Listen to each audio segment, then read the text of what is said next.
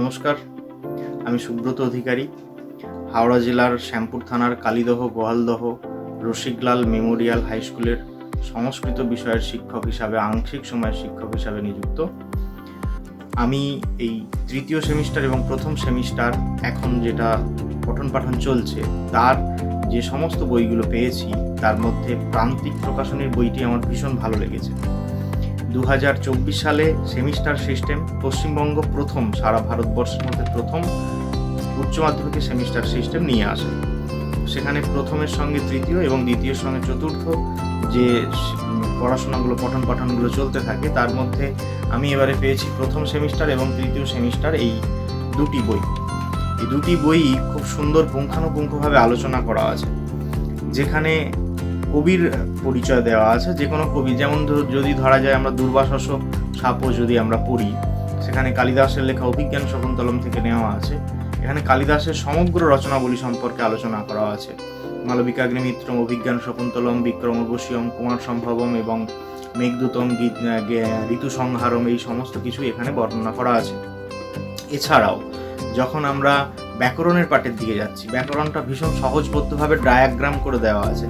যদি বলা যায় কারক বিভক্তি, কোন কারকের সঙ্গে কোন বিভক্তির কি সম্পর্ক, যেটা প্রাথমিকভাবে উচ্চ মাধ্যমিকের ছাত্রছাত্রীদের জানা উচিত, সেটা খুব সুন্দরভাবে ডায়াগ্রাম করে দেওয়া আছে।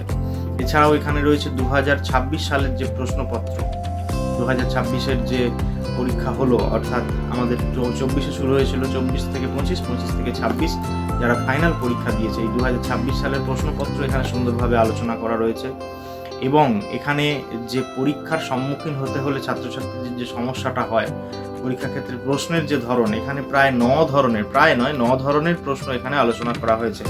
যেমন ধরুন, সাধারণ বহু বিকল্পীয় প্রশ্ন, শূন্যস্থান পূরণ, স্তম্ভ মেলানো, বিবৃতি এবং কারণের মধ্যে সম্পর্ক নির্ণয়, বিবৃতিদ্বয়ের মধ্যে সম্পর্ক নির্ণয়, ডায়াগ্রাম ধর্মী প্রশ্ন উত্তর, সত্য মিথ্যা নিরূপণ, সঠিক ঘটনাক্রম নির্ণয়। অর্থাৎ একটা আমরা নাটক পড়লাম বা একটা পদ্য পড়লাম, একটা গদ্য পড়লাম, তাতে যে ঘটনাক্রম অনুসারে যে ঘটনা কোনটার পর কোনটা ঘটেছে সেটাও পুঙ্খানুপুঙ্খভাবে এখানে দেওয়া আছে। অর্থাৎ এই প্রশ্নটা পড়ে আবার তারা টেক্সটে ফিরে যেতে পারে, তাদেরকে জানতে হতে পারে যে সেখানে গিয়ে কোন ঘটনাটা রয়েছে। অর্থাৎ এই বইটি পড়লে সে আরও ভালোভাবে তার জানার ইচ্ছাটা, আকাঙ্ক্ষাটা জাগবে। এছাড়াও রয়েছে কেস বেসড প্রশ্ন উত্তর। এই সমস্ত কিছুর জন্য আমি প্রান্তিক প্রকাশনীকে ধন্যবাদ জানাই আমাকে বইটি দেওয়ার জন্য এবং এত সুন্দর একটা বই বানানোর জন্য, বইটা লিখে ছাত্রছাত্রীদের কাছে পাঠানোর জন্য। খুবই ভালো বই। তাই আমি সর্বশেষ বলি, প্রান্তিকের যে ট্যাগনাইল ছাত্রছাত্রীদের প্রকৃত বন্ধু, এই নামটি সার্থক হয়েছে। ধন্যবাদ, সবাই ভালো থাকবেন। প্রান্তিক ছাত্রছাত্রীদের প্রকৃত বন্ধু।